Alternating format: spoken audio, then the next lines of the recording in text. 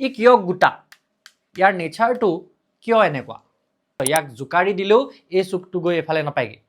কি কাৰণে নাপায় ইহঁতি ফিক্স পজিশ্যনত থাকে সো গোটা বস্তু এটা গোটা হোৱাৰ মেইন কাৰণ হেগেতে আমি কি চাব লাগিব হে ক্যাৰেক্টাৰিষ্টিক্স গিটা তাত কেনেকৈ এপ্লাই হৈ আছে আঙুলিটো দিলো ইয়াত এতিয়া একু ভিতৰত নাই মানে কি গেছ আছে মই যদি হেচি দিও দেখিছানে এনেকৈ হেচি হেচি নি আছো ইমানখিনিলৈকে হেচি দিব পাৰিছো ইয়াত কেও তললে নাযায় কিন্তু দেখিছানে হেল্ল' ষ্টুডেণ্টছ মই ঋতুপৰ্ণ বৰা আৰু তোমালোকে চাই আছা তোমালোকৰ ইউটিউব চেনেল জ্ঞানম টিউশ্যন আমি নৱম শ্ৰেণীৰ সাধাৰণ বিজ্ঞানৰ প্ৰথমটো অধ্যায় আমাৰ চাৰিওকাষৰ বস্তুবোৰৰ এটা অংশ অলৰেডি ডিছকাছ কৰিলোঁ আমি অলৰেডি ডিছকাছ কৰিলোঁ যে আমাৰ চাৰিওকাষে যিমানবিলাক বস্তু আছে যিমানবিলাক বস্তু আমি চকুৰে দেখোঁ আৰু যিমানবিলাক বস্তু আমাৰ চাৰিওফালে আছে কিন্তু আমি চকুৰে নেদেখোঁ সেই সকলোবিলাক বস্তুৱে পদাৰ্থৰে গঠিত হয় কিছুমান পদাৰ্থৰে গঠিত হয় আৰু যাৰ ভৰ থাকে যি ঠাই আগুৰি থাকে সেই সকলোবিলাককে আমি পদাৰ্থ বুলি কওঁ তাৰ লগতে আমি আলোচনা কৰিলোঁ যে এই পদাৰ্থবোৰ কিছুমান সূক্ষ্ম সূক্ষ্ম কণিকাৰে গঠিত আমি ইমাজিন কৰিব নোৱাৰা জোখৰ কিছুমান সৰু সৰু মাইক্ৰস্কোপিক কণিকাৰে গঠিত হয় আৰু সেই কণিকাবিলাকৰ কিছুমান ক্যাৰেক্টাৰিষ্টিক্স বা কিছুমান গুণাগুণ বা কিছুমান বৈশিষ্ট্যৰ বিষয়ে আমি লাষ্ট ক্লাছত আলোচনা কৰিলোঁ আমি আলোচনা কৰিলোঁ যে এই পদাৰ্থৰ যিবিলাক কণিকা হয় এই পদাৰ্থৰ কণিকাবিলাকৰ মাজত ব্যৱধান থাকে বা পদাৰ্থৰ কণিকাবিলাকৰ মাজত খালী ঠাই থাকে আকৌ এই পদাৰ্থৰ কণিকাবিলাকে অনবৰতে গতি কৰি থাকে আমি এটো আলোচনা কৰিলোঁ যে পদাৰ্থৰ কণিকাবিলাকৰ মাজত আকৰ্ষণ বল থাকে আৰু সেই আকৰ্ষণ বলৰ ওপৰত ভিত্তি কৰি বা এই যিবিলাক ক্যাৰেক্টাৰিষ্টিক্স আছে যিবিলাক চাৰিত্ৰিক বৈশিষ্ট্য আছে সেই বৈশিষ্ট্যবিলাকৰ ওপৰত ডিপেন্ড কৰি পদাৰ্থবিলাকক আমি ভৌতিকভাৱে তিনিটা ৰূপত এতিয়া কি কৰিব পাৰিম ভাগ কৰিব পাৰিম তিনিটা বেলেগ বেলেগ ভাগত আমি ভাগ কৰিব পাৰিম আৰু এই ভাগকেইটাৰ বিষয়ে এনেকুৱা নহয় যে আমি আগতেকে নাজানো আমি আগতে কেতিয়াও শুনি পোৱা নাই তেনেকুৱা ধৰণৰ নহয় আমি কিন্তু ইয়াৰ লগত ৰিলেটেড যিখিনি কোৱেশ্চন আছিল সেইখিনিও ডিসকাস কৰিলো অলৰেডি ইয়াৰ আগৰ যিখিনি টপিক পঢ়িলো তালৈকে যিখিনি আমাৰ প্ৰশ্নাৱলী আছিল সেইখিনিলৈকে আমি ক্লিয়াৰ কৰিলো এতিয়া নেক্সট আমি টপিকখিনি পঢ়িম আৰু তাৰ পিছৰ প্ৰশ্নাৱলীলৈকে আজি আলোচনা কৰিম এতিয়া আজি আমাৰ আছে পদাৰ্থৰ অৱস্থা এতিয়া এই পদাৰ্থৰ অৱস্থা বুলি ক'লে এই অৱস্থা কেইটাৰ বিষয়ে কোনেও নজনা নহয় তোমালোকে হয়তো 5 6 ৰ পৰাই হয়তো জানা কিন্তু এই পদাৰ্থৰ অৱস্থা কেইটা কেলে এনেকুৱা হ'ল হেয়া একচুয়ালি এতিয়া আমি ডিসকাস কৰিম পদাৰ্থৰ এই অৱস্থা কেইটাৰ কাৰণে কোন দায়ী গম পাইছানে কোন দায়ী বুলি ক'লে ভুল হ'ব কোন ৰেসপন্সিবল এই ক্যাৰেক্টাৰিষ্টিক্স বিলাক এই বৈশিষ্ট্যবিলাক বেলেগ বেলেগ ধৰণৰ হোৱাৰ কাৰণে বেলেগ বেলেগ পদাৰ্থবিলাক বেলেগ বেলেগ ধৰণৰ হৈছে কিছুমান পদাৰ্থক আমি কি বুলি কৈছো গোটা পদাৰ্থ কিছুমানক আমি জুলীয়া পদাৰ্থ বুলি কৈছো আৰু কিছুমানক আমি গেছীয় পদাৰ্থ বুলি কৈছো হেতু তোমালোকে সৰু পৰাই জানা আৰু তোমালোকক যদি মই সুধু যে ইহতৰ মাজত পাৰ্থক্য কেইটামান কোৱাচোন তেতিয়াহলে তোমালোকে একদম টপৰাই উত্তৰ দিবা যে যিবিলাক গোটা পদাৰ্থবিলাকৰ আকাৰ আকৃতি আয়তন থাকে দেন জুলীয়া পদাৰ্থবিলাকৰ আয়তন থাকে কিন্তু আকাৰ আকৃতি নাথাকে গেছীয় পদাৰ্থৰ আকাৰ আকৃতি আয়তন মানে নিৰ্দিষ্ট আকাৰ আকৃতি আয়তন একো নাথাকে হয়নে সো হেতু কথা আমি সবে জানো এতিয়া আমি তাতকৈ ডিটেইলত পঢ়িম যে কিয় এনেকুৱা হয় সোৱা যে আমি গোটা যদি বস্তু এটা লওঁ ধৰিলোৱা এই বক্সটো এই গোটা বস্তুটো যদি আমি লওঁ ই কিয় গোটা ইয়াৰ নেচাৰটো কিয় এনেকুৱা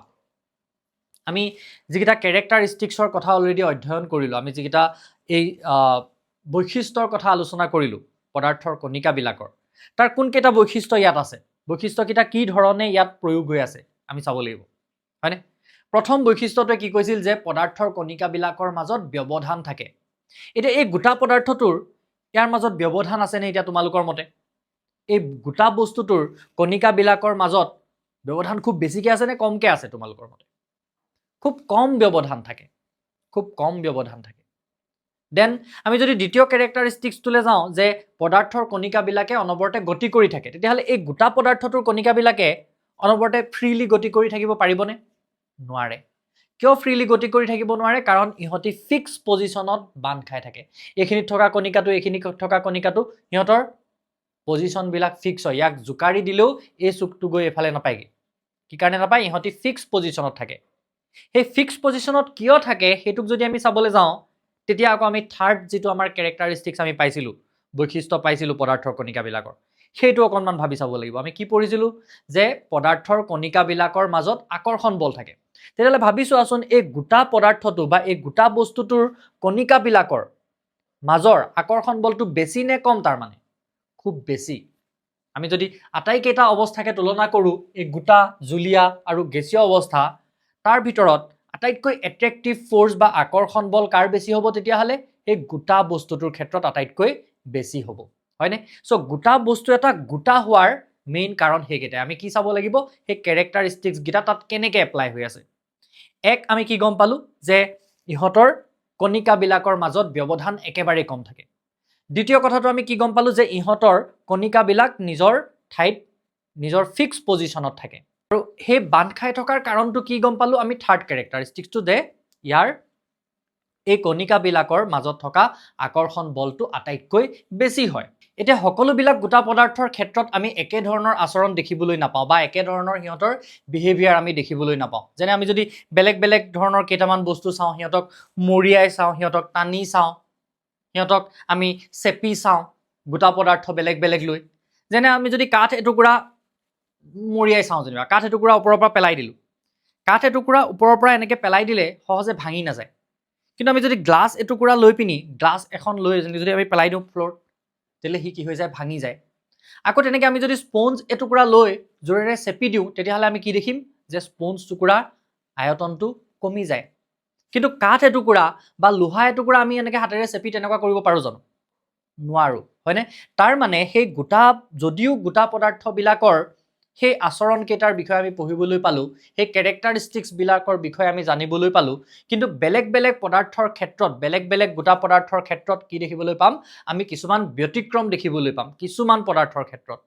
কিন্তু সৰহভাগ গোটা পদাৰ্থকে যদি আমি চাওঁ তেতিয়াহ'লে মেইনলি আমি কি দেখিম যে সিহঁতৰ এটা নিৰ্দিষ্ট আকাৰ থাকে নিৰ্দিষ্ট এটা পৰিসীমা থাকে এতিয়া এই বক্সটোৰ নিৰ্দিষ্ট এটা পৰিসীমা আছে তাৰ হয়নে নিৰ্দিষ্ট এটা শ্বেপ আছে নিৰ্দিষ্ট এটা ষ্টাইল এটা আছে তাৰ হয়নে তেনেকৈ প্ৰত্যেকটো গোটা বস্তুৰে কি দেখিম এতিয়া এই পেনটো তাৰ এটা নিৰ্দিষ্ট কি আছে আকাৰ আছে এনেকুৱা এইটো যদি মই পেলাই দিওঁ ই ভাঙি নাযায় হয়নে বা আমি ইয়াক যদি এনেকৈ বেলেগ এটা শ্বেপ দিবলৈ যত্ন কৰোঁ সহজে দিব নোৱাৰোঁ মেক্সিমাম গোটা পদাৰ্থৰ ক্ষেত্ৰতে সহজে আমি তাক পৰিৱৰ্তন কৰিব নোৱাৰোঁ লাগিলে সি ভাঙি যাব কিন্তু সহজে সি কি হ'ব নোৱাৰে তাক আমি বেকা কৰিব নোৱাৰোঁ এই গুণটোক গোটা পদাৰ্থ এটাৰ এই গুণটোক আমি কি বুলি ক'ম স্থিতিস্থাপকতা সহজে যে আমি তাক ভাঙিব নোৱাৰোঁ তাক কি বুলি ক'ম আমি স্থিতিস্থাপক গুণ বা তাৰ দৃঢ়তা সেইবিলাক দৃঢ় হয় গোটা পদাৰ্থবিলাক দৃঢ় হয় কিন্তু কিছুমান গোটা পদাৰ্থ কি দেখিলোঁ আমি যে ৰাবাৰ এডাল যদি আমি টানি দিওঁ ষ্ট্ৰেচ কৰিব পাৰোঁ আমি যদি ৰাবাৰ বেণ্ড এডাল লৈ টানি দিওঁ টানিব পাৰোঁ তাতো কিছুমান বিশেষ বেলেগ গুণ সোমাই থাকে যিবিলাকৰ বিষয়ে আমি পিছত ডিটেইলত পঢ়িবলৈ পাম এতিয়া আমি ৰাবাৰটোক এটা এক্সেপশ্যন হিচাপে ধৰি যাম যে ৰাবাৰটো এটা এক্সেপশ্যনেল হয় ৰাবাৰ এটা ব্যতিক্ৰমী গোটা পদাৰ্থ তেনেকৈ আমি যদি স্পঞ্জ এটুকুৰাক চাওঁ স্পঞ্জ এটুকুৰা কি হ'ব চেপি দিলে সোমাই যায় এতিয়া স্পঞ্জ টুকুৰা তেনেকুৱা হোৱাৰ কাৰণ কি স্পঞ্জৰ ডেনচিটিটো খুব কম হয় ডেনচিটিৰ কথা আমি অকণমান পিছত আলোচনা কৰিম ঠিক আছে আমি অকণমান পিছত ডেনচিটিৰ কথা আলোচনা কৰিম এতিয়া মেইন কথা হ'ল যে স্পঞ্জ এটুকুৰা কেলে তেনেকুৱা হয় ডেনচিটি মানে ঘনত্ব দেই স্পঞ্জ এটুকুৰা কিয় তেনেকুৱা হয় তাৰমানে স্পঞ্জ টুকুৰা যদিও আমি এনেকুৱা ডাঙৰ এটুকুৰা দেখিছোঁ তাৰ মাজত কি থাকে বহুত খালী ঠাই থাকে বায়ু সোমাই থাকে আৰু আমি সেইকাৰণে তাক কি কৰিব পাৰোঁ চেপি চেপেটা কৰি দিব পাৰোঁ সংকোচন ঘটাব পাৰোঁ কিন্তু সৰহভাগ গোটা পদাৰ্থৰ ক্ষেত্ৰতে যদি আমি চাওঁ সিহঁতক আমি সংকুচিত কৰিব নোৱাৰোঁ এই পেইনটো এনেকৈ হেঁচি মই সৰু কৰি দিব নোৱাৰোঁ এতিয়া বা ইয়াক টানি মই দীঘল কৰি দিব নোৱাৰোঁ সংকোচন প্ৰসাৰণ সকলোবিলাক পদাৰ্থৰ ক্ষেত্ৰত নঘটে কিছুমান এক্সেপশ্যনেল বা কিছুমান ব্যতিক্ৰমী পদাৰ্থৰ ক্ষেত্ৰতহে ঘটে বাকী মেক্সিমাম গোটা পদাৰ্থৰ ক্ষেত্ৰতে আমি দেখিম যে সিহঁতক আমি সংকুচিত বা প্ৰসাৰিত কৰিব নোৱাৰোঁ সেইটো হ'ল এটা গোটা পদাৰ্থৰ ধৰ্ম আৰু এটা গোটা পদাৰ্থৰ ধৰ্ম কি আমি যদি গোটা পদাৰ্থবিলাকক চাওঁ সিহঁতি সহজে ব্যাপন নঘটে গোটা পদাৰ্থ দুটা এনেকৈ যদি আমি লগাই থৈ দিওঁ তেতিয়াহ'লে এই পেইনটো যদি মই ইয়াৰ ওপৰত থৈ দিওঁ এনেকুৱা নহয় যে এই পেইনটো লাহে লাহে ইয়াৰ মাজত মিলি যাব যেনেকৈ আমি চিয়াঁহীৰ টোপালটো যেতিয়া পানীত দি দিছিলোঁ তেতিয়া কি হৈছিলে চিয়াঁহীৰ টোপালটো গোটেই পানীখিনিত মিলি গৈছিল তেনেকৈ ইয়াত ই ব্যাপন নঘটে চ' গোটা পদাৰ্থবিলাকৰ কি নহয় সহজে ব্যাপন নঘটে সেইটো হ'ল এটা কি তাৰ কেৰেক্টাৰিষ্টিক্স তাৰ চাৰিত্ৰিক বৈশিষ্ট্য গোটা পদাৰ্থবিলাকৰ সেইটো হ'ল এটা চাৰিত্ৰিক বৈশিষ্ট্য এতিয়া এইখিনিতে আমাৰ কিছুমান প্ৰশ্ন মনলৈ আহিব পাৰে যেনেকৈ আমি ভাবিব পাৰোঁ যে আমি যে ক'লোঁ যে গোটা পদাৰ্থবিলাকৰ নিৰ্দিষ্ট আকাৰ আকৃতি থাকে আমি জুলীয়া পদাৰ্থবিলাকৰ ক্ষেত্ৰত দেখোঁ যে সিহঁতৰ নিৰ্দিষ্ট আকাৰ আকৃতি নাথাকে সিহঁতক যি পাত্ৰতে ঢালি দিওঁ সেই পাত্ৰটোতে সেই আকাৰ লৈ লয় কিন্তু তাৰ আয়তন থাকে আমি তালৈ যাম আমি জুলীয়া পদাৰ্থলৈ যাম কিন্তু এতিয়া এই গোটা পদাৰ্থটোৰ ক্ষেত্ৰত এই গোটা পদাৰ্থ এটাৰ ক্ষেত্ৰত আমি এই বস্তুটো কিয় দেখো যে আমি যেনিবা এই বিকাৰটোত সাপোজ চেনি এখিনি লৈ ঢালি দিলো চেনিখিনিটো গোটা পদাৰ্থ হয় নহয় চেনিখিনিক যদি ঢালি দিলো হিটো এই বিকাৰটোৰ নিচিনা হৈ যাব আকৌ তাক যদি ক্ষীণ বটল এটাত ভৰাই থওঁ সেই বটলটোৰ নিচিনা হৈ থাকিব কেলে গোটা পদাৰ্থ বুলি কৈছো আমি তাক কেলে গোটা পদাৰ্থ বুলি কৈছো হেতু আমাক বুজিবলৈ দিছে দেখিছানে সো আমি 9ৰ মগজটোৰে এই কথাটো বুজিব লাগিব যে চেনিৰ সেই যেটো সৰু দানা হেতুক তুমি কনসিডাৰ কৰিব লাগিব সৰু সৰুকে লৈছো কাৰণে হেখিনিয়ে শেপটো লৈ লৈছে কিন্তু আমি যদি সৰু দানা এটাক চাও চেনিৰ বা নিমখৰ তেতিয়াহলে তাত কঠিন পদাৰ্থ এটাত থাকিবলগীয়া সকলো গুণাগুণ আছে সেই কাৰণে আমি সেই চেনিখিনি গোটা পদাৰ্থ বুলিয়ে কম যদিও চেনি বা নিমখ তেনেকুৱা সৰু সৰু গুৰি এখিনিক আমি কোবাত দি দিলে সেই বটলটোৰে শেপ লৈ লয় কিন্তু হলেও তাক আমি গোটা পদাৰ্থ বুলিয়ে কম তাৰ আমি সৰু কণিকা এটা কথা কনসিডাৰ কৰিব লাগিব হেতু ক্ষেত্ৰত বুজি পাইছানে কথাটো হয় না নহয় এটা মাৰ্বল এখিনিও লৈ যদি আমি ডাঙৰ বয়াম এটাত থৈ দিও তেতিয়াহলে সেই বয়ামটোৰ শেপতে থাকিব আকৌ সৰু বয়াম এটাত থলে ঠেক দিঘলীয়া চুঙা এটাত থৈ দিলে সেই চুঙাটোৰ শেপতে থাকিব সেই বুলি মাৰ্বল বিলাকক আমি গোটা পদাৰ্থ নহয় বুলি কম নেকি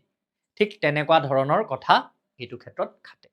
এতিয়া আমি জুলীয়া পদাৰ্থলৈ আহো যে জুলীয়া পদাৰ্থৰ ক্ষেত্ৰত সেই যিকিটা ক্যাৰেক্টাৰিষ্টিক সেই বৈশিষ্ট্যকেইটা আমি কেনেকৈ এপ্লাই কৰিব পাৰো এটা জুলীয়া পদাৰ্থৰ ক্ষেত্ৰত সেই প্ৰথম কথাটো যদি চাও যে জুলীয়া পদাৰ্থৰ কণিকা বিলাকৰ মাজত ব্যৱধান থাকেনে আমি চকুৰে মনিব পৰাকৈ তাত ব্যৱধান নাথাকে কিন্তু ব্যৱধান থাকে হেতুটো আমি প্ৰুফ কৰিছিলো আমাৰ আগৰ ক্লাছটোত সেই কাৰণেই কি হয় জুলীয়া পদাৰ্থত ব্যৱধান থাকে কাৰণেই যেতিয়া আমি তাত নিমখ এখিনি এড কৰি দিও পানীত যেতিয়া আমি এখিনি নিমখ এড কৰি দিছিলো তেতিয়া কি হয় এই পানীখিনিৰ পৰিমাণ বাঢ়ি নাযায় নিমখ এচামুচ দি দিলে পানীৰ পৰিমাণ বাঢ়ি নাযায় সেই নিমখৰ কণিকাবিলাক তাৰ পানীৰ মাজৰ খালি ঠাইবিলাকতে সোমাই যায় আমি ডিসকাস কৰিছিলো হয়নে সো এই গোটা পদাৰ্থৰ তুলনাত এই জুলীয়া পদাৰ্থৰ কণিকাবিলাকৰ মাজত ব্যৱধান বেছি গোটা পদাৰ্থতকৈ বেছি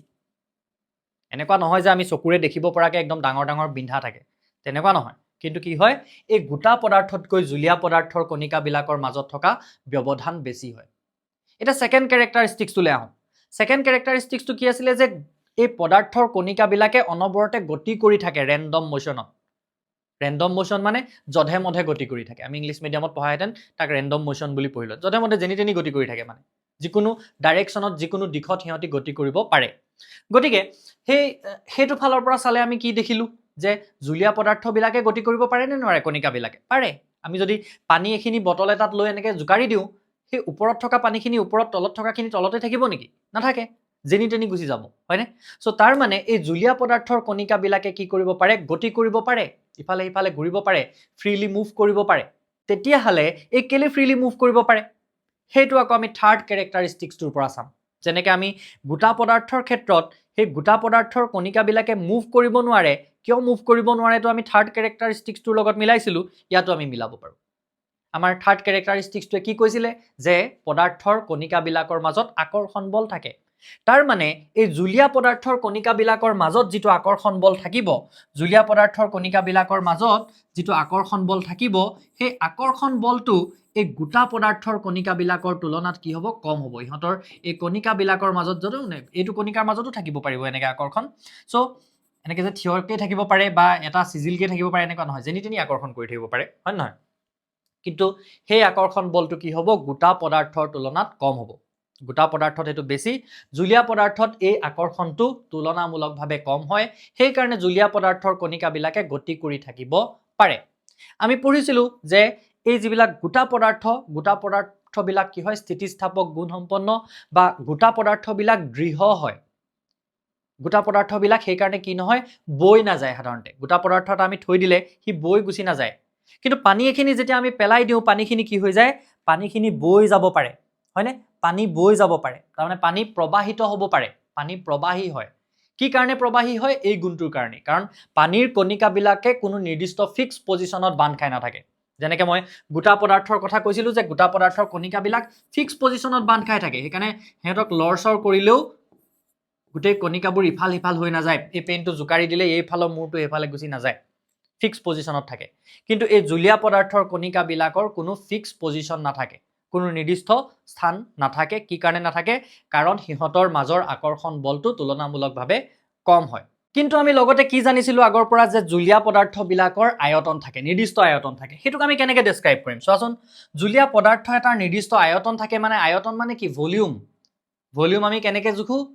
লিটাৰত জোখো মিলিলিটাৰত জোখো হয়নে নহয় সো সেই জুলীয়া পদাৰ্থ এখিনি সাপোজ মই 1 লিটাৰ পানী ললো বা 1 লিটাৰ জুস ললো আমাক এক্সপেৰিমেন্ট এটা দিছে বুজিবলে আমি এক্সপেৰিমেন্টটো লাইন বাই লাইন নপঢ়িলেও আমি এটো বুজিব পাৰিম সাপোজ 1 লিটাৰ মই ইয়াত পানী লৈছো সেই 1 লিটাৰ পানীক মই যদি এটা ডাঙৰ বাটিত বাকি দিও ডাঙৰ এনেকা বাটি এটাত বাকি দিও যত 1 লিটাৰ ধৰে হেতু পৰিমাণটো বেলেগ হৈ যাব নেকি না যায় 1 লিটাৰেই থাকিব হয়নে 1 লিটাৰেই থাকিব তাক আকৌ যদি মই এটা বিকাৰত বাকি দিও তেতিয়ালে কি বেলেগ হৈ যাব নেকি নহয় 1 লিটাৰেই থাকিব সো হেতুকে আমি কি বুলি কৈছো যে জুলীয়া পদাৰ্থ বিলাকৰ নিৰ্দিষ্ট আয়তন থাকে কিন্তু আকাৰটো হলনি হৈ গৈছে হয় নহয় আকৃতিটো হলনি হৈ গৈছে ইয়াৰ পৰা যেতিয়া তাত ঢালি দিছো তেতিয়াহলে তাৰ চেহেৰাটো দেখিবলৈ বেলেগ হৈ গৈছে সেই পাত্ৰটোৰ হি আকাৰ লৈ লৈছে আকৌ বিকাৰ এটাত যেতিয়া বাকি দিছো তেতিয়াহলে হি বিকাৰ এটাৰ আকাৰ লৈ লয় হয়নে এতিয়া আমি যদি এই বাকি কথাখিনি চাও যে এই জুলীয়া পদাৰ্থটোৰ কথা আমি গম পালো যে জুলীয়া পদাৰ্থটো প্ৰবাহী হয় হি দৃঢ় নহয় হি প্ৰবাহী এটা আমি পাৰ্থক্য গম পাই গলো দ্বিতীয় কথাটো আমি কি গম পালো যে আৰু কি গম পাম জুলীয়া পদাৰ্থবিলাক ব্যাপন ঘটিব পাৰে নে নোৱাৰে yes জুলীয় পদাৰ্থবিলাক ব্যাপন ঘটিব পাৰিব আমি চিয়াহিৰ টোপাল এটা যেতিয়া পানীত দি দিছিলো কি হৈছিলে হি অটোমেটিক্যালি নিজে নিজে মিক্স হৈ গৈছিলে তাৰ মানে জুলীয়া পদাৰ্থ এটা সহজে ব্যাপন ঘটিব পাৰে এটা জুলীয়া পদাৰ্থত গ্যাস ব্যাপন ঘটিব পাৰে নে গেছীয় পদাৰ্থৰ ব্যাপন ঘটিব পাৰে নে বা গ্যাস এটা মিহলি হ'ব পাৰে নে অফ কোৰ্স পাৰে নহলে আমাৰ পানীত থকা মাছ কাছ জীৱ জন্তু বা উদ্ভিদ বিলাক কেনেকে জীয়াই থাকিলেহেঁতেন অফ কোৰ্স কি হ'ব পাৰে পানীত গ্যাস মিহলি হৈ থাকে কম পৰিমাণেই হক লাগিলে পানীত গ্যাস ডিজলভ হ'ব পাৰে ব্যাপন ঘটিব পাৰে জুলীয়া পদাৰ্থ এটা জুলীয়া পদাৰ্থৰ লগত বা জুলীয়া পদাৰ্থৰ লগত গেছীয় পদাৰ্থৰ কি হ'ব পাৰে ব্যাপন ঘটে ঠিক আছে সো হেতু এটা আমি গম পালো দেন এতিয়া আমি যাম গেছীয় অৱস্থালৈ আমি গম পালো যে জুলীয়া অৱস্থাটো কিয় জুলীয়া হয় কিয় তেনেকুৱা হয় পদাৰ্থৰ সেই কণিকা বিলাকৰ মাজত থকা সেই কণিকা বিলাকৰ যিবিলাক আমি কি কয় ক্যাৰেক্টাৰিষ্টিক্সৰ বিষয়ে পঢ়িছিলো আমি চাৰিত্ৰিক বৈশিষ্ট্য বিলাকৰ বিষয়ে পঢ়িছিলো সেই বৈশিষ্ট্য বিলাক কেনেকৈ জুলীয়া পদাৰ্থৰ ক্ষেত্ৰত এপ্লাই হৈছে আমি ডিসকাস কৰিলো এটা গেছীয় পদাৰ্থৰ কথা কি কৈছে আমাক চোৱাচোন তোমালোকক কৈছে যে আমি যদি মানুহ এজন মন কৰো বেলুন বিক্ৰী থকা এনেকুৱা সৰু সিলিন্ডাৰ এটা থাকে সেই সৰু সিলিন্ডাৰটোৰ পৰাই দেখিবা যে সিলিন্ডাৰটো ইমান তিমান কিন্তু বেলুন ফুলাই থৈছে ইমান গালমান হা আৰু ফুলাই আছে তাৰ পিছতো তুমি পাৰ হৈ হেকিনি পা অহা পিছতো দেখিবা কি ফুলাই আছে কোৰ পৰা ফুলাইছে ইমান গাল বেলুন ইমান কণি সিলিন্ডাৰটোৰ পৰা তাৰ মানে হেতুৰ পৰা আমি কি বুজিছো যে সেই সিলিন্ডাৰটোতে বহুত গাল গ্যাস আছে গ্যাস বিলাকক আমি কি কৰিব পাৰো কম্প্ৰেছ কৰিব পাৰো আমি সংকুচিত কৰিব পাৰো আমি হেঁচা দি গ্যাসক কম জায়গাতে সুমুৱাই ৰাখিব পাৰো আৰু গ্যাসৰ কোনো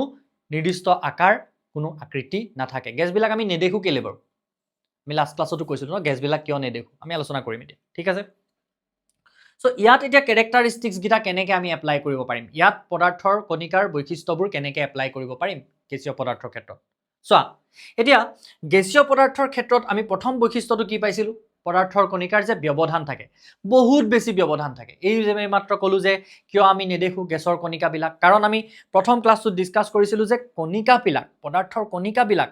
আমি ভাবিব পৰাতকৈও বহুত বেছি সৰু সো ইমান সৰু সৰু কণিকা বিলাক যদি দূৰে দূৰে থাকে হেতক আমি অফ কোৰ্স দেখি নাপাম ইয়াক আমি কিয় দেখা পাইছো ইয়াৰ কণিকা বিলাক লগ লাগি আছে এটোৰ লগত লগ লাগি এগাল হৈ আছে এগ্ৰিগেটেড হৈ আছে থুপ খাই আছে হেকাৰণে আমি দেখি পাইছো চকুৰ দৃষ্টিটো তাত পৰিছে কিন্তু এই অকনমানি মাইক্ৰোস্কোপিক কণিকা বিলাক যেতিয়া দূৰে দূৰে আছে আমি কেনেকে দেখিম হেকাৰণে আমি দেখা নাপাওঁ তাৰ মানে এই বায়ুৰ কণিকা বিলাকৰ মাজত ব্যৱধান অতি বেছি এতিয়া সেই অতি বেছি হোৱাৰ আকৌ কাৰণটো বুজিবলৈ হলে আমি আকৌ নেক্সট ক্যাৰেক্টাৰিষ্টিক গিটালে সোমাই যাব লাগিব নেক্সট ক্যাৰেক্টাৰিষ্টিক্সটো কি আছিল যে পদাৰ্থৰ কণিকা বিলাকে গতি কৰি থাকে অফ কোৰ্স পদাৰ্থৰ কণিকা বিলাকে গতি কৰি থাকে কাৰণে কি হয় আমি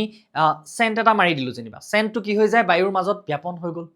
আমি দূৰৰ পৰাই গোন্ধ পাওঁ ধূপ এডাল জ্বলাই থোৱা আছে ৰুমটোৰ চুকত আমি দূৰৰ পৰাই গোন্ধ পাওঁ হয়নে তো কি হয় হে বায়ুৰ কণিকা বিলাকে বেছি ফাষ্ট মুভ কৰি থাকে গ্যাস এটাৰ গোন্ধ আমি বেছি দূৰৰ পৰা সহজে পাওঁ লিকুইড এটাৰ গোন্ধ পাবলৈ আমি অকনমান ওচৰলৈ যাবলগীয়া হ'ব পাৰে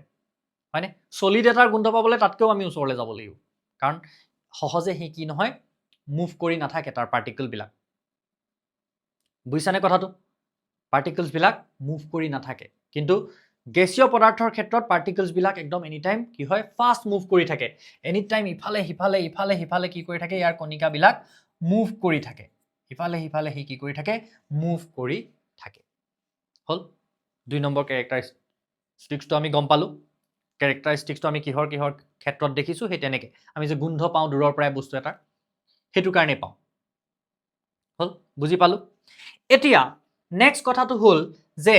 এই যে তৃতীয় কেৰেক্টাৰিষ্টিক্সটো কেনেকৈ এপ্লাই কৰিম পদাৰ্থৰ কণিকাবিলাকৰ মাজত কি থাকে আকৰ্ষণ বল থাকে বুলি কৈছিলে এই গেছৰ কণিকাবিলাকৰ মাজত আকৰ্ষণ বল একেবাৰেই নাথাকে তাৰমানে যেতিয়া এই সৰু চিলিণ্ডাৰটোত থকা গেছখিনিক মুকলি হ'বলৈ এৰি দিছোঁ ইয়াৰ পিষ্টনটো যেতিয়া আমি খুলি দিছোঁ তেতিয়া কি হৈছে তাৰ পৰা গেছ ওলায়ে আছে ফিল আপ কৰি গৈয়ে আছে বেলুন হয়নে তাৰমানে সেই কণিকাখিনিয়েই এনেকৈ মেল খাই গোটেই জেগাখিনি লৈ ল'লে তাৰ পৰা আমি কি বুজিছোঁ যে এই গেছৰ কণিকাবিলাকৰ মাজত থকা আকৰ্ষণ বল নাই বুলি ক'ব পাৰি আকৰ্ষণ বল নাথাকে গেছৰ কণিকাবিলাকৰ মাজত হয়নে চ' আমি নেক্সট স্লাইডখনত সেই বস্তুখিনি ধুনীয়াকৈ লগাই ৰাখিছোঁ এতিয়া আমি চাই ল'ম হ'ব এতিয়া আমি চাই ল'ম ধুনীয়াকৈ চোৱা যে কিয় হয় গোটা পদাৰ্থটো গোটা কিয় হয় আমি আলোচনা কৰিলোঁ জুলীয়া পদাৰ্থটো জুলীয়া কিয় হয় আমি আলোচনা কৰিলোঁ গেছীয় পদাৰ্থটো গেছীয় কিয় হয় আমি আলোচনা কৰিলোঁ এতিয়া আমি ইয়াৰ পাৰ্থক্য হিচাপে আমি এইকেইটা চাব পাৰোঁ যে এইকেইটা এইটোতো আমি আগৰ পৰাই জানো নিৰ্দিষ্ট গ্ৰহ আকৃতিৰ স্পষ্ট পৰিসীমা থাকে দেন আয়তন থাকে হয়নে পানীৰ আয়তন থাকে পানী নহয় লিকুইডৰ বা জুলীয়া পদাৰ্থৰ আয়তন থাকে কিন্তু নিৰ্দিষ্ট পৰিসীমা আকাৰ আকৃতি নাথাকে দেন গেছৰ একো আকাৰ আকৃতি নাথাকে সেই সৰু চিলিণ্ডাৰটোত থৈ দিছিলোঁ এতিয়া মুকলি কৰি দিছোঁ বেলুনত ভৰাই আছোঁ হল আকাৰ আকৃতি তাৰ নাথাকে দেন সংকোচনীয়তা অতি নগণ্য এতিয়া আমাক তুলনা কৰিবলৈ দিছে দেখিছা তুলনা কৰিবলৈ দিছে আমাক কি দিছে এনেকুৱা চিৰিঞ্জ এটা ল'বলৈ কৈছে আৰু চিৰিঞ্জটোৰ মুখখন এনেকৈ বন্ধ কৰি ল'বলৈ কৈছে কিবা এটা লগাই মোৰ ওচৰত কিবা এটা লগাবলৈ নাই মই এনেকৈ আঙুলিটো দি লৈছোঁ ঠিক আছে আঙুলিটো দি লৈ ইয়াত এতিয়া একো ভিতৰত নাই মানে কি গেছ আছে মই যদি হেঁচি দিওঁ দেখিছানে এনেকৈ হেঁচি নি আছোঁ ইমানখিনিলৈকে হেঁচি দিব পাৰিছোঁ ইয়াতকৈ আৰু তললৈ নাযায় কিন্তু দেখিছানে তাৰমানে এই ইমানখিনি গেছক মই কি কৰিব পাৰিছোঁ বহুতখিনি সংকোচন ঘটাব পাৰিছোঁ কিন্তু ইয়াৰ জেগাত যদি মই পানী এইখিনি লৈ ল'লোহেঁতেন সিমান সংকোচন ইয়াক ঘটাব পাৰিলোহেঁতেন জানো নোৱাৰোঁ আৰু যদি তাত চকৰ গুৰি এখিনি লৈ ল'লোহেঁতেন তাক আৰু আমি লৰচৰেই কৰিব নোৱাৰিলোহেঁতেন তাৰমানে কি হয় এই গোটা পদাৰ্থবিলাক সংকোচন ঘটাব নোৱাৰি জুলীয়া পদাৰ্থবিলাকক সংকোচন ঘটাব নোৱাৰিয়ে বুলি ক'ব পাৰি কিন্তু এই যিবিলাক গেছীয়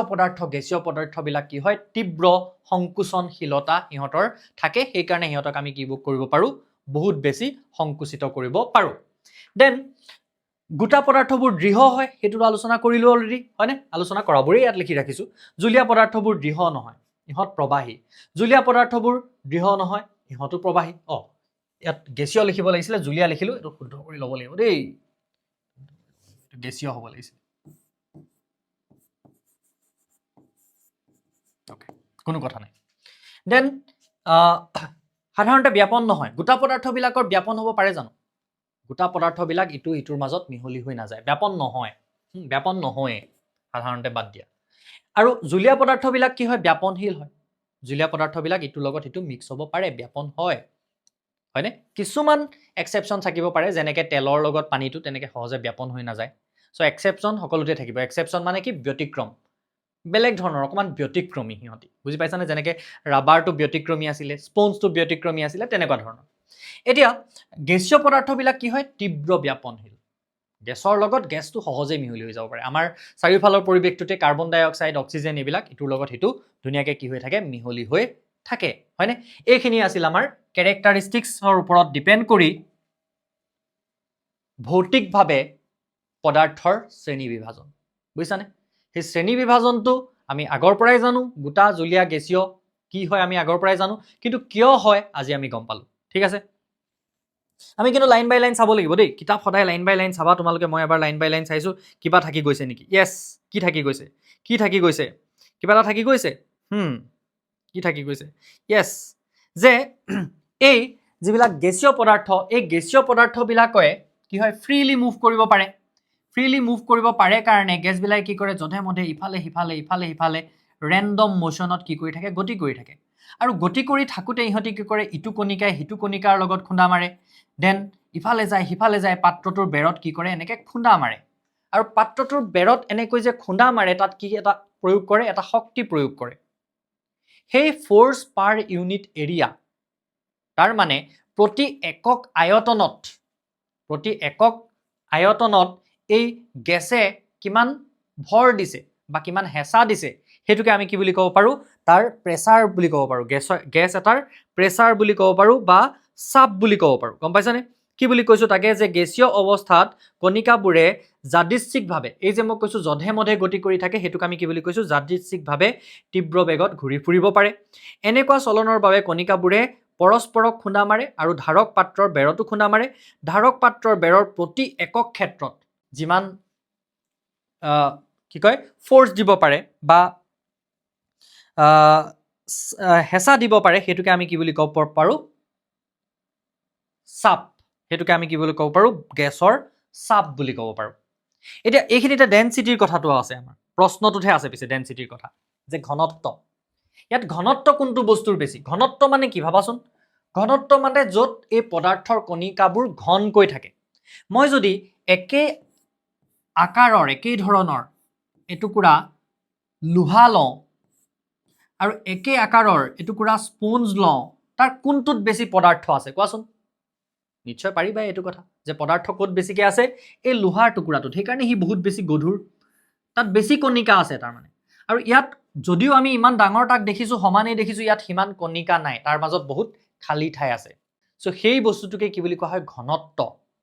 প্ৰতি একক আয়তনত থকা পদাৰ্থৰ পৰিমাণক কি বুলি কোৱা হয় ঘনত্ব বুলি কোৱা হয় প্ৰতি একক আয়তনত থকা ভৰক বা পদাৰ্থৰ পৰিমাণক আমি কি বুলি কওঁ আয়তন গম পাইছা চ' য'ত বেছি পদাৰ্থ থাকে সেই তাত আয়তন বেছি থাকে য'ত পদাৰ্থৰ পৰিমাণ কম আছে তাৰ ঘনত্ব কম হয় ঘনত্ব আয়তন নহয় ঘনত্ব হ'ল ঘনত্বৰ কথাটো বুজি পালোঁ ঘনত্বক আমি কি বুলি ক'ম ডেনচিটি ঘনত্বক আমি ক'ম ডেনচিটি চ' ডেনচিটি মানে কি প্ৰতি একক আয়তনত থকা পাৰ ভলিউমত থকা মাছ বাই ভলিউম বা ভৰ বাই আয়তন এইটোৱে হ'ল কি ডেনচিটি বা ঘনত্ব এতিয়া আমি ইয়াৰ লগত জড়িত হৈ থকা প্ৰশ্নকেইটাৰ উত্তৰ কৰিম ঠিক আছে চোৱা এতিয়া আমাক এই প্ৰথম ঘনত্বৰ ওপৰতে কুৱেশ্যনটো দিছে যে ঘনত্ব মানে কি ভৰ বাই আয়তন বুজিছা তাৰমানে য'ত পদাৰ্থৰ কণিকা বেছি থাকিব তাৰ ডেনচিটি বেছি বা তাৰ ঘনত্ব বেছি এতিয়া আমাক এই পদাৰ্থখিনিক ঊৰ্ধ্বক্ৰমত সজাবলৈ কৈছে তাৰমানে পদাৰ্থৰ প্ৰতি একক আয়তনত ভৰৰ পৰিমাণকে ঘনত্ব বোলে ডেফিনেশ্যনটো ইয়াতে দি থৈছে যদি কেনেবাকৈ তোমাক ঘনত্বৰ ডেফিনেশ্যন লিখিবলৈ কয় তেতিয়াহ'লে এইটোৱে লিখি দিব পাৰা দেখিছানে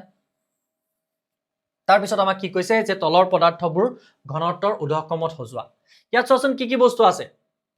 বায়ু চ' বায়ুৰে আটাইতকৈ কম হ'ব ঘনত্ব বায়ুৰে ঘনত্ব আটাইতকৈ কম হ'ব গেছ হয় কাৰণ দেন চিমনিৰ পৰা ওলোৱা ধোঁৱা চিমনিৰ পৰা যি ধোঁৱা ওলায় তাত অকল বায়ু নাথাকে তাত কি থাকে বেলেগ বেলেগ পাৰ্টিকলছ কিছুমান মিক্স হৈ থাকে বেছিকৈ ক'লা ক'লা ধোঁৱা নোলাই জানো তাত বেলেগ বেলেগ পাৰ্টিকলছ কিছুমান মিক্স হৈ থাকে বেলেগ বেলেগ কণিকা কিছুমান মিক্স হৈ থাকে গতিকে কি হ'ব ইয়াৰ পিছতে আহিব চিমনিৰ পৰা ভালকৈ লিখিবা দেই আখৰকেইটা ফাৰ্ষ্টকৈ লিখাৰ কাৰণে এনেকুৱা হৈছে ওলোৱা ধোঁৱা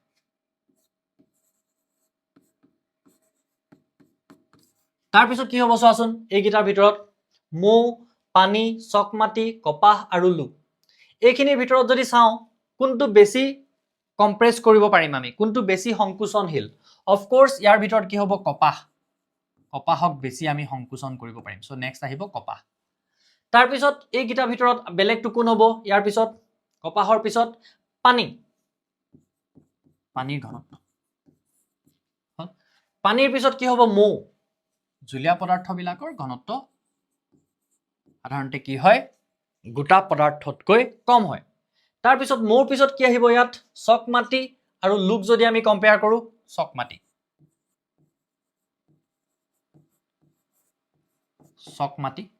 তাৰপিছত কি আহিব লো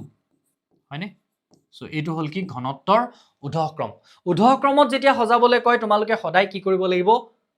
সৰুটোৰ পৰা ডাঙৰটোলৈ সজাব লাগিব যিকোনো প্ৰশ্নৰ ক্ষেত্ৰতে ঠিক আছে উল্টাটো কৰি থৈ আহিলে কিন্তু ভুল হ'ব এতিয়া নেক্সটটো চোৱা যে পদাৰ্থৰ বিভিন্ন অৱস্থাৰ বৈশিষ্ট্যবোৰৰ পাৰ্থক্য দেখুৱাই এখন তালিকা প্ৰস্তুত কৰা অকণমান আগত যিখন তালিকা মই দেখাই আছিলোঁ সেই তালিকাখন বহাই দিলেই হৈ গ'ল নেক্সট আহি গ'ল তলৰ বিষয়বিলাকৰ ওপৰত মন্তব্য দিয়া দৃঢ়তা চ' দৃঢ়তা বুলি ক'লে আমি কাক বুজো দৃঢ়তা মানে কি? দৃঢ়তা মানে কি?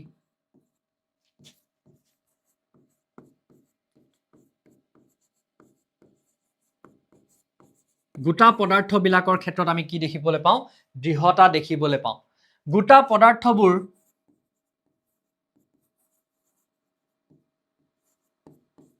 স্থিতিস্থাপক গুণ সম্পন্ন। তাৰমানে তাৰ এটা নিৰ্দিষ্ট আকাৰ আকৃতি থাকে, সেইটো সহজে সলনি হৈ নাযায়, সেইটোকে আমি কি বুলি কওঁ? স্থিতিস্থাপক গুণ সম্পন্ন বুলি ক'ব পাৰোঁ। গম পাইছানে? দৃঢ়তা। আৰু তাৰ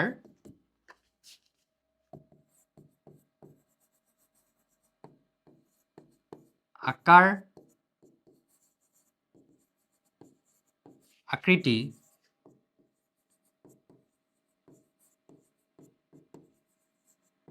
সহজে সলনি নহয়। সেই গুণটোকে আমি কি বুলি কওঁ? তাৰ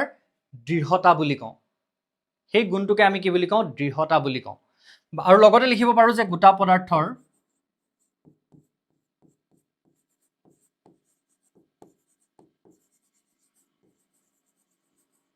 কণিকাবোৰ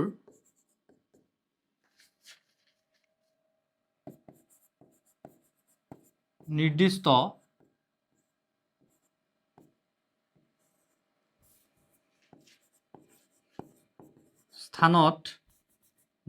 স্থানত বান্ধ খাই থাকে। নিৰ্দিষ্ট স্থানত বান্ধ খাই থাকে। মই কথাটো বুজি পাব পৰাকৈ লিখি দিছোঁ, নোটছত ধুনীয়াকৈ লিখি দিম এনচাৰটো, হ'ব? এতিয়া জাষ্ট বুজি পাব পৰাকৈ এনচাৰটোত আমি কি কথা ইনক্লুড কৰিম আলোচনা কৰিছোঁ, কেৱল ধুনীয়াকৈ নোটছত লিখি দিম, ঠিক আছে? স্থানত বান্ধ খাই থাকে, নিৰ্দিষ্ট স্থানত বান্ধ খাই থাকে। সেয়েহে সেই গুণটোকে ইয়াৰ আমি কি বুলি ক'ব পাৰোঁ? দৃঢ়তা। সেয়েহে গোটা পদাৰ্থবোৰ দৃঢ় বুলি লিখি দিলোঁ। সেয়েহে গোটা পদাৰ্থবোৰ দৃঢ়। বাছ। সেই দৃঢ়তাটোনো কিয় আহে? তাৰমানে সেই কথাটোহে আমাক সুধিছে, কমেণ্ট কৰিবলৈহে কৈছে, হয়নে? মন্তব্য দিয়া, জাষ্ট কমেণ্ট কৰিবলৈ কৈছে যে তুমি দৃঢ়তাৰ ওপৰত কি ভাবা। চ' এইকেইটা কথাৰ কাৰণেতো দৃঢ় হয় গোটা পদাৰ্থবিলাক। চ' আমি এনেকৈ লিখিব পাৰোঁ, আৰু ধুনীয়াকৈ বাক্যটো সজাই পৰাই লিখিব পাৰোঁ। আমি ভাষাৰ লালিত্য লগাব পাৰোঁ, বুজিছানে? নোটছত ধুনীয়াকৈ লালিত্য লগাই দিম। এতিয়া নেক্সট, সংকোচনশীলতা। কিছুমান বস্তুক আমি কি কৰিব পাৰোঁ? হেঁচা প্ৰয়োগ কৰি তাৰ আয়তন হ্ৰাস কৰিব পাৰোঁ, হয়নে? পদাৰ্থবোৰত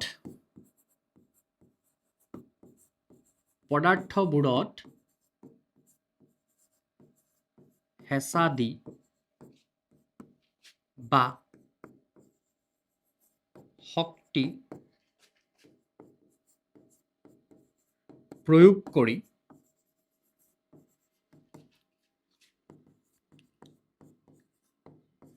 আয়তন হ্ৰাস কৰিব পৰা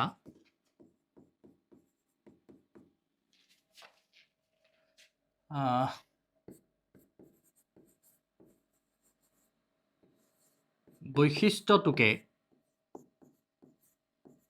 এইটো যে লিখা ষ্টাইলটো চবৰে একে হ'ব তেনেকুৱা কথা নহয়, মানে গম পাইছানে?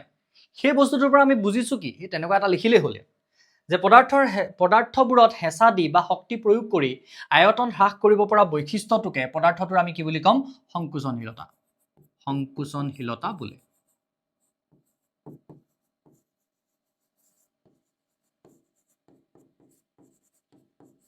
লগতে আমি যেনিবা লগাই দিলোঁ যে গোটা আৰু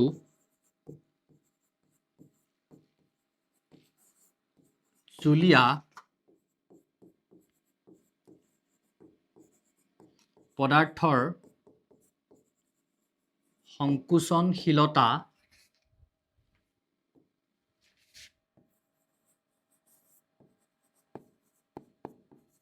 অতি নগণ্য। কিন্তু বায়ু বা গেছীয় পদাৰ্থবোৰ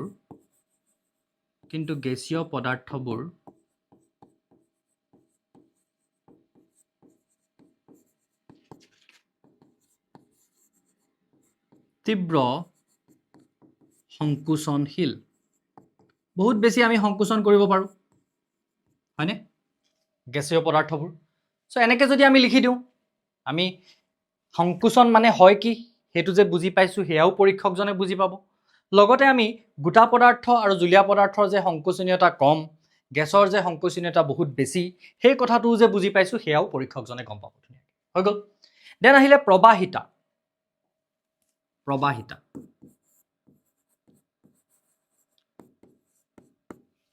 প্ৰবাহিতা হলে পদাৰ্থৰ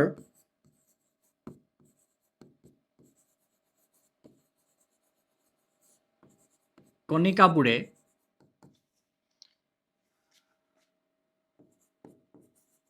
গতি কৰিব পৰা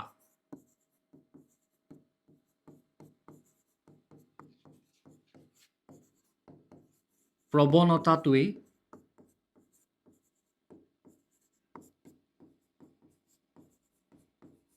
প্ৰবাহিতা গোটা পদাৰ্থৰ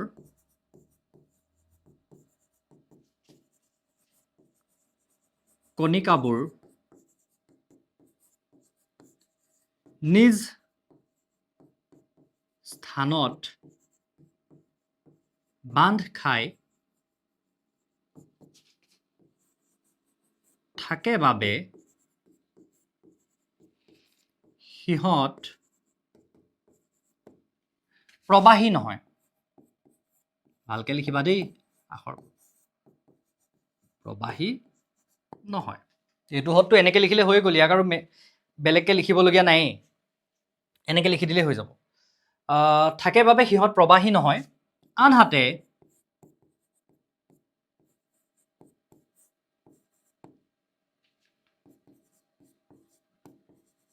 জুলীয়া আৰু গেছীয় পদাৰ্থবোৰ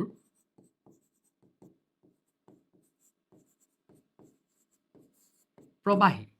হলে প্ৰবাহী কিয়নো বুলি লিখিও দিব পাৰোঁ যে কিয়নো সিহঁতৰ কণিকাবোৰৰ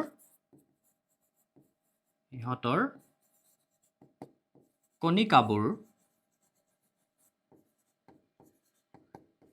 নিৰ্দিষ্ট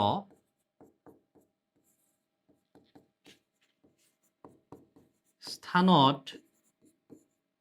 বান্ধ খাই নাথাকে হৈ যাব এইটো এনেকৈ লিখি দিলে হয়নে স্ক্ৰীনশ্বট মাৰি ল'ব পাৰা দেন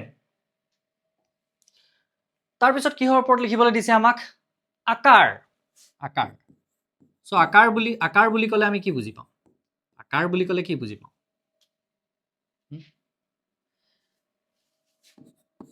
পদাৰ্থবোৰৰ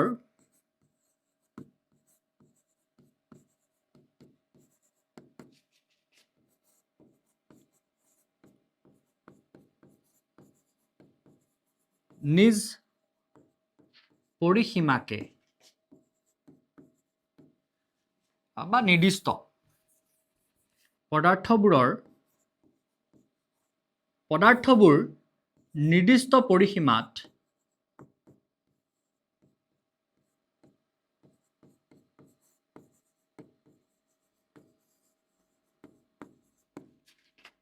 নিৰ্দিষ্ট শৈলীত এইটো সেন্টেন্স মই লগে লগে ভাবিছোঁ হা তেনেকৈ তোমালোকেও ভাবিব পাৰা বান্ধ খাই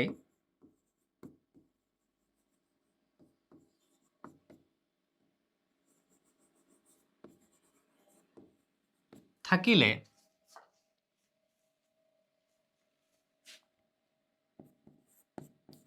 তাৰ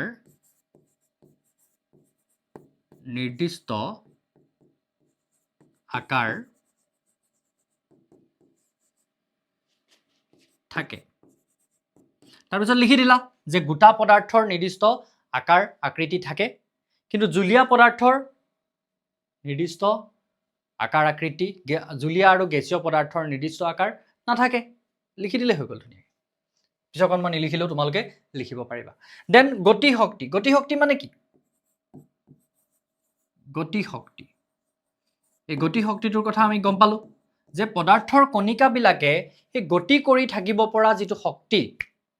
পদাৰ্থৰ কণিকাবিলাকৰ গতিৰ লগত নিহিত হৈ থকা যিটো শক্তি তাকে আমি কি বুলি ক'ব পাৰোঁ গতি শক্তি বুলি ক'ব পাৰোঁ আৰু লগতে আমি কি জানিলো যে এই গতি শক্তিটো যেতিয়া উষ্ণতাৰ বৃদ্ধি পায় তেতিয়াহ'লে গতি শক্তি বৃদ্ধি পায় সেই কথাটো লিখি দিলে হৈ গ'ল লগত হয়নে পাৰিবা দুটা লাইন কৈছো মাত্ৰ নিজে লিখিবা নহ'লে ভিডিঅ'টো দীঘল হৈ গৈ আছে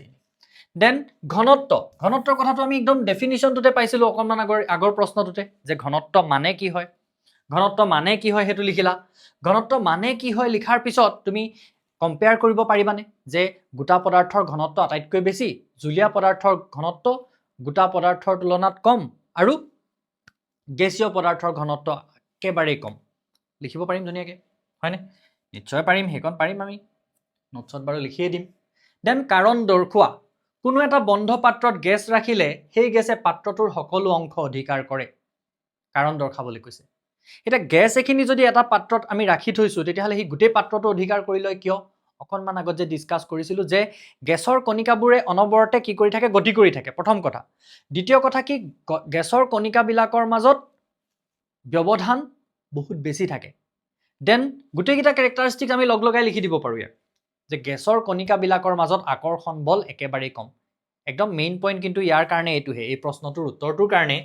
একেবাৰে মেইন পইণ্টটো কি হয় সেইটোক আমি মেনশ্যন কৰিবই লাগিব বাকীকেইটা মেনশ্যন নকৰিলোঁ যে গেছৰ কণিকাবিলাকৰ মাজত কি হয় আকৰ্ষণ বল নাই বুলিব পাৰি বা আকৰ্ষণ বল নাথাকে সেয়েহে যি পাত্ৰতে থোৱা হয় সেই গোটেই পাত্ৰটো কি কৰি লয় অধিকাৰ কৰি লয় সেই কথাটোকে আমি ভাষাৰ লালিত্য লগাই লিখিব লাগিব দেন ধাৰক পাত্ৰৰ বেৰত গেছে চাপ দিয়ে সেইটোতো এই একদম ডাইৰেক্ট কিতাপৰ লাইনটো লিখি দিলেই হৈ গ'ল যে গেছৰ কণিকাবিলাকে কি কৰি থাকে ফ্ৰীলি বা ইফালে সিফালে কি কৰি থাকে মুভ কৰি থাকে কি আছিলে শব্দটো কি বুলি কৈছিলোঁ ফ্ৰীলি মুভ কৰি থকাটো শব্দটো পাহৰি গৈছোঁ মই যাদৃচ্ছিকভাৱে য়েছ গেছৰ কণিকাবিলাকে যাদৃচ্ছিকভাৱে গতি কৰি থাকে হয়নে যাদৃচ্ছিকভাৱে গতি কৰি থাকে আৰু গতি কৰি থাকোঁতে পাত্ৰটোৰ বেৰত ধাৰক পাত্ৰৰ বেৰত কি কৰে খুন্দা মাৰে আৰু খুন্দা মাৰোঁতে প্ৰতি একক ক্ষেত্ৰত যি চাপ দিয়ে সেইটোকে আমি কি বুলি কওঁ বায়ুৰ চাপ বুলি কওঁ বা গেছৰ চাপ বুলি কওঁ দেন কাঠৰ টেবুল এখনক কঠিন পদাৰ্থ বুলিব পাৰি কিয় কাৰণ কাঠৰ টেবুল এখনত কঠিন পদাৰ্থত থাকিবলগীয়া সকলোবোৰ বৈশিষ্ট্য থাকে কাঠৰ টেবুলখনৰ নিৰ্দিষ্ট আকাৰ আকৃতি থাকে প্ৰথম কথা দ্বিতীয় কথা এই কি হয় সিহঁতৰ কণিকাবিলাকৰ মাজত বিশেষ ব্যৱধান নাথাকে হয়নে কণিকাবিলাকৰ মুভ কৰি থাকে নেকি ইফালে ইফালে নাথাকে বা আমি একদম সহজকৈ কৈ দিব পাৰোঁ যে গোটা পদাৰ্থৰ সকলোবিলাক গুণাগুণ তাত থাকে গোটা পদাৰ্থৰ যিদৰে আকাৰ আকৃতি থাকে কাঠৰ টেবুলখনতো আকাৰ আকৃতি থাকে সেয়েহে তাক আমি কি বুলি ক'ব পাৰোঁ গোটা পদাৰ্থ বুলি ক'ব পাৰোঁ লগতে কাঠৰ টেবুলখন কি হয় দৃঢ় হয় একদম সহজকৈ আৰু সহজকৈ হা আমি বিভিন্ন ধৰণে তাক লিখিব পাৰোঁ সেইকাৰণে মই গোটেই ধৰণকেইটা তোমালোকক কৈ দিছোঁ যে কাঠৰ টেবুলখনত গোটা পদাৰ্থৰ সকলোবিলাক বৈশিষ্ট্য থাকে কাঠৰ টেবুলখনৰ নিজৰ আকাৰ আকৃতি থকাৰ লগতে স্থিতিস্থাপক গুণ সম্পন্ন আৰু দৃঢ় সেয়েহে তাক আমি কি বুলি ক'ব পাৰোঁ গোটা পদাৰ্থ বুলি ক'ব পাৰোঁ হ'ল দেন বায়ুত আমাৰ হাতখন সহজে ঘূৰাব পাৰোঁ কিন্তু কাঠ এডোখৰৰ মাজেৰে ঘূৰাবলৈ এজন কাৰাটে বিশেষজ্ঞৰ প্ৰয়োজন বায়ুৰ মাজেৰে হাতখন এইটো কাৰণেই ঘূৰাব পাৰোঁ কাৰণ বায়ুৰ মাজত কণিকাবিলাকৰ মাজত বহুত বেছি ব্যৱধান থাকে আৰু বায়ুৰ কণিকাবিলাকে মাজত থকা আকৰ্ষণ বল একেবাৰেই নিম্ন বা আকৰ্ষণ বল নাথাকে সেয়েহে আমি কি কৰিব পাৰোঁ হাতখন ইজিলি মুভ কৰিব পাৰোঁ কিন্তু কাঠৰ মাজেৰে নোৱাৰোঁ কিয় নোৱাৰোঁ কাৰণ কাঠৰ কণিকাবিলাকৰ মাজত গোটা পদাৰ্থৰ কণিকাবিলাকৰ মাজত ব্যৱধান একেবাৰেই সূক্ষ্ম আৰু গোটা পদাৰ্থৰ কণিকাবোৰ নিজ স্থানত বান্ধ খাই থাকে আৰু কিহেৰে বান্ধ খাই থাকে অতি শক্তিশালী আকৰ্ষণ বলেৰে বান্ধ খাই থাকে সেয়েহে তাৰ মাজেৰে আমি হাতখন পাৰ কৰাই পঠাব নোৱাৰোঁ সেই কথাটোকে ধুনীয়াকৈ আমি ভাষাৰ লালিত্য লগাই লিখিব লাগিব ইয়াৰ পিছৰ কুৱেশ্যনটো কঠিন পদাৰ্থৰ তুলনাত জুলীয়া পদাৰ্থৰ ঘনত্ব কম কিন্তু দেখিছানে বৰফ পানীত উপঙে কিয় এইটোহে আমি অকণমান ভাবিবলগীয়া কথা কি হয় জানানে এই যেতিয়া পানীখিনি গোট মাৰে পানী গোট মাৰি যেতিয়া বৰফলৈ কনভাৰ্ট হয় সেই পানীৰ কণিকাবিলাক যেতিয়া এনেকৈ স্ফটিকত বান্ধ খায় সেই স্ফটিকত বান্ধ খাওঁতে কি হৈ যায় তাৰ মাজত কিছুমান খালী ঠাই থাকি যায় তাৰ মাজত কিছুমান খালী ঠাই ৰৈ যায় আৰু সেই খালী ঠাইবিলাক ৰৈ যোৱাৰ কাৰণে কি হয় তাৰ কাষত থকা বৰফৰ টুকুৰাবিলাকৰ কাষত থকা পানীৰ তুলনাত বৰফৰ টুকুৰাটোৰ ঘনত্ব কম হয়, সেয়েহে সি পানীত উপঙি থাকে। আকৌ কৈছোঁ মই কথাটো যে পানী গোট মাৰি বৰফ হওঁতে পানীৰ কণিকাবিলাকৰ বা পানীৰ কণিকাবিলাক গোট মাৰি বুলি নিলিখি এনেকৈও লিখিব পাৰা যে পানীৰ কণিকাবিলাক স্ফটিকত বান্ধ খায় বৰফলৈ পৰিৱৰ্তন হওঁতে, তেনেকৈও লিখিব পাৰোঁ। সহজ ভাষাটো লিখিব পাৰোঁ, অকণমান আমি শব্দ প্ৰয়োগো কৰিব পাৰোঁ। বুজিছানে? কি হয়, কণিকাবিলাকৰ মাজত কিছুমান খালী ঠাই ৰৈ যায় আৰু সেয়েহে তাৰ কাষত থকা জুলীয়া পানীৰ অণুবিলাকৰ তুলনাত বা পানীখিনিৰ তুলনাত বৰফৰ টুকুৰাটোৰ ঘনত্ব হ্ৰাস পায়, সেয়েহে সি পানীত উপঙি থাকে। লালিত্য লগাই ধুনীয়াকৈ নোটছত লিখি দিম, হ'ব? চ' আজি আমি এই প্ৰশ্নাৱলীখিনিলৈকে আলোচনা কৰিলোঁ। ইয়াৰ পাছৰ অংশত আমি কেনেকৈ এই পদাৰ্থবিলাক এটা অৱস্থাৰ পৰা বেলেগ এটা অৱস্থালৈ সলনি কৰিব পাৰি, কিদৰে চেঞ্জ কৰিব পাৰি, সেই কথাবিলাক ডিছকাছ কৰিম। আশা কৰোঁ এই ভিডিঅ'টোৰ পৰা তোমালোক উপকৃত হ'লা। যদি তোমালোকে চাই ভাল পালা বা বুজি পালা, তেতিয়াহ'লে লগৰ ফ্ৰেণ্ডসকলৰ লগতো শ্বেয়াৰ কৰিবা, যাতে আমাৰ ক্লাছ 9ৰ কোৰ্চটো আমি এনেকৈ আগবঢ়াই নি থাকিব পাৰোঁ। তোমালোকে দিয়া উৎসাহে আমাৰ কাৰণে হ'ল মটিভেশ্যন, এই কামবিলাক কৰি যাবৰ কাৰণে। সেইকাৰণে এটা লাইক কৰি দিবা, লগতে ফ্ৰেণ্ডসকলৰ লগত শ্বেয়াৰ কৰি দিবা, যাতে ক্লাছ 9ৰ ভিডিঅ'বিলাকতো আমাৰ অলপমান ভিউজ আহে, যাতে আমাৰ এনেকুৱা লাগে যে ক্লাছ 9ৰ ষ্টুডেণ্টেও আমাৰ ভিডিঅ' চাইছে,